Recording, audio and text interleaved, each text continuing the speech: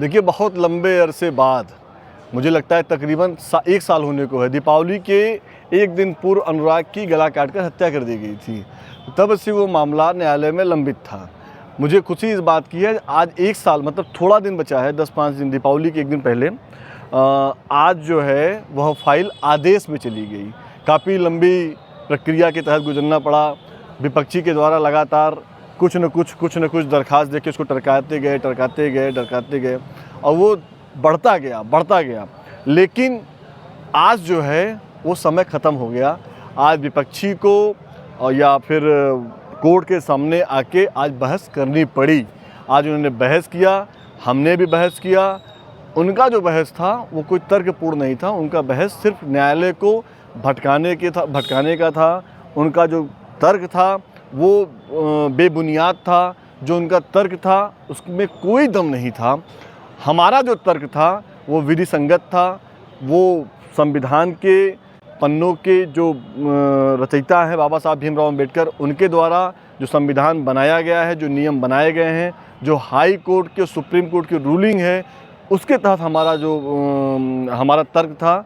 और मुझे खुशी इस बात की है कि 24 तारीख को, चूँकि इधर लंबा मैं आपके दर्शकों से माफ़ी भी चाहता हूं कि मैंने कह दिया था कि दीपावली के पूर्व जो है हम आदेश करा लेंगे, लेकिन वो संभव नहीं हो पाया। दीपावली के पूर्व वो नहीं हो पाया। 24 तारीख को न्यायालय ने आदेश का दिन रखा हुआ है और मुझे न्यायपालिका पर पूरा विश्वास है कि जिस तरह से हम सब लोगों ने मजबूती के साथ एक ऐसे बच्चे का, जिसकी गला काटकर हत्या कर दी गई थी, जो परिवार के लोग, जो गांव के लोग, जो समाज के लोग और जो जनता है वो अनुराग के साथ उसकी सिंपैथी थी, उस ताकत के साथ मैंने और मेरे साथियों ने, सरकारी अधिवक्ता ने, नामित सरकारी अधिवक्ता ने और मैं, सब लोगों ने मिलकर उसका हम लोगों ने न्यायालय के सम्मुख अपनी बात रखी और आज हमें सफलता मिली। आज न्यायालय में सुनवाई हुई। सुनवाई के बाद दोनों पक्षों को सुना गया। तहसीलदार ने आदेश के लिए फाइल को सुरक्षित में रख लिया है। फाइल 24 तारीख को आदेश के लिए चली गई है। मुझे पूरा विश्वास है कि 24 तारीख को जब तहसीलदार कोर्ट से जब आएगा तो वो अनुराग के न्याय दिलाने के लिए उस मकान को बेदखली का आदेश आएगा। 24 को आदेश, क्या सिर्फ आदेश ही आ जाएगा कि उस दिन भी कोई फिर बहस होगी जिस तरह से? अब कोई बहस नहीं होगी और मुझे खुशी इस बात की, प्रधान जी आ जाओ, मुझे खुशी इस बात की है कि गांव के प्रधान, गांव के लोग, सब लोगों ने मिलकर, आ जाओ तो प्रधान जी इधर आ जाओ, सब लोगों ने मिलकर, मैं सबको धन्यवाद देता हूं कि सब लोगों ने मिलकर उस लालता के को, जो उसने हत्या की थी, परिवार ने हत्या की थी और जिस वजह से हत्या हुई थी, वह मकान जमींदोज होने के लिए 24 तारीख को न्यायालय में है।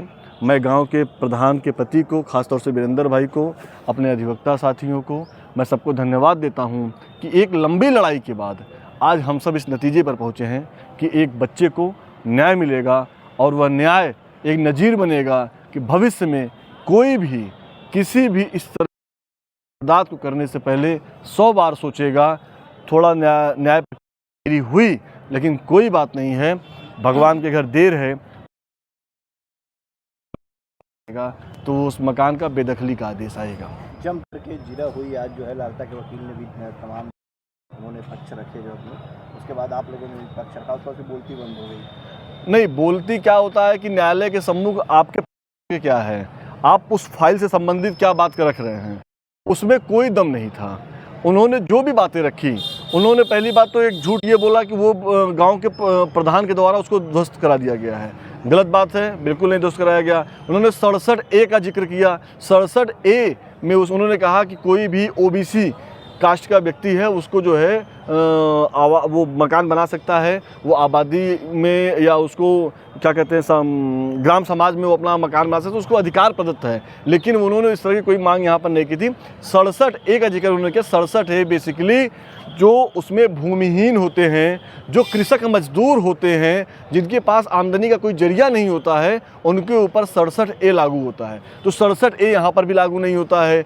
मकान वहाँ पर खड़ा बना है। 932 नंबर का जो वो था अराजी नंबर था, उसमें क ख ग अलग हो चुके हैं, क में बंजर खाता दर्ज है, बंजर खाते में वो मकान दर्ज है, तो उसमें कुछ कोई नया चीज़ नहीं था। वो सारी प्रक्रिया उन्होंने सब उसको बहकाने का प्रयास किया कि वो चकबंदी के तहत वो पुराना नंबर लेके आए, फिर उसके पहले उन्होंने उसका अराजी नंबर को दूसरा बताया, तरह तरह के मनगढ़ंत उन्होंने बात की।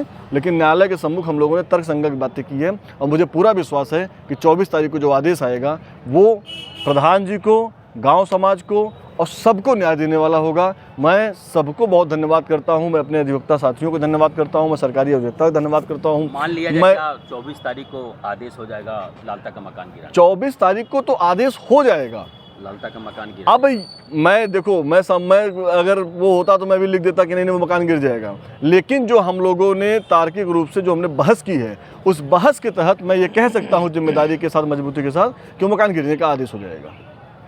इसके पहले भी कई तारीखों पे ऐसा हुआ कि हाँ अगली तारीख पे हो जाएगा, अगली तारीख पे हो जाएगा। नहीं, वो तारीख और ये तारीख ये अलग बात। उसमें जो पिछली बार तारीख होता था उसमें होता था कि लालता के अधिवक्ता बहस करेंगे, लालता के अधिवक्ता को बहस का समय दिया गया, जैसा पिछला 6 तारीख को दिया गया था कि अगर लालता के वकील बहस नहीं करते हैं तो यह फाइल आदेश में मानी जाएगी।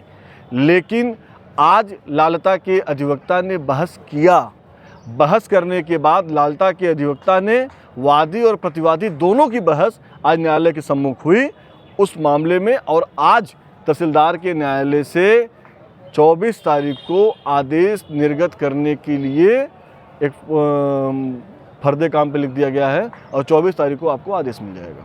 जब उसमें बटा पड़ गया, पहले मिल जुमला था, फिर बटा पड़ गया, उसके बाद आरआई की रिपोर्ट भी लग गई कि हाँ बंजर की ज़मीन में उसका मकान जो है वो अवैध जो है निर्माण खड़ा है, उसके बाद भी उसे जो मौका दिया जा रहा है बहस करने का उनके वकील को।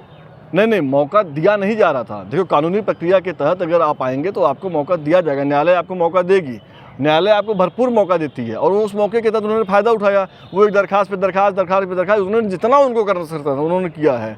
लेकिन आखिर में मुझे खुशी इस बात की है कि वंदना यादव जी जो आपकी पत्नी हैं, उन्होंने अपर जिलाधिकारी भू एवं राजस्व के न्यायालय में उन्होंने एक वाद दाखिल किया, 30-2 का वाद दाखिल किया। जो मिलजुमला नंबर था उसमें फाट अलग हुआ, क ख ग अलग हुआ, क में बंजर खाता हुआ, ख में जो है जो पट्टा या ग में आबादी जो भी है वो अलग हो गया है। अलग होने के बाद चूँकि हमें जो क नंबर था उससे मतलब था क में जो बंजर था, बंजर में जो मकान था, मकान जो अपराधी का था जिसने अनुराग की हत्या की थी, हमें उस मामले से मतलब था और हम सब लोगों ने मजबूती के साथ उसमें बहस करी, जिरह किया और आज हम फैसले के मुकाम पे हैं। 24 तारीख को न्यायालय आदेश देगा। अच्छा, इसमें एक चीज़ और देखने को मिला, जिस तरह से नोटिस छपा की गई थी उसके बाद आपत्ति उस पर लालता की पत्नी ने लगाया था, जिसमें आप लोगों के द्वारा आपके सीनियर आज जितनी भी आपत्तियां और दरखास्त उनके पेंडिंग थे सबको मिलाकर पिछला मुझे लगता है 2024 से लेकर आज तक जितने भी उनके दरख्वास्त पड़े थे, जितनी भी उनकी आपत्ति पड़ी थी,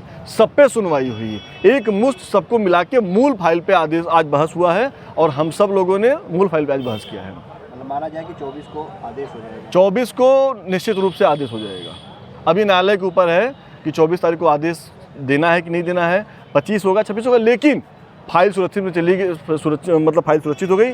अब न उसमें कोई बहस होगा, न उसमें कोई जिरह होगी, न उसमें कोई फिर से दरखास्त पड़ेगी, वो फाइल सुरक्षित कर ली गई आदेश। क्या ये माना जाए 30 अक्टूबर का वो दिन था जब अनुराग की हत्या की गई थी, तो 30 अक्टूबर के पहले फैसला आ सकता है? जो जिस तरह से तहसीलदार महोदय ने 24 तारीख को आदेश में फाइल को रखा है, तो मुझे पूरा विश्वास है कि प्रधान जी मजबूती के साथ खड़े रहेंगे तो मकान गिर जाएगा।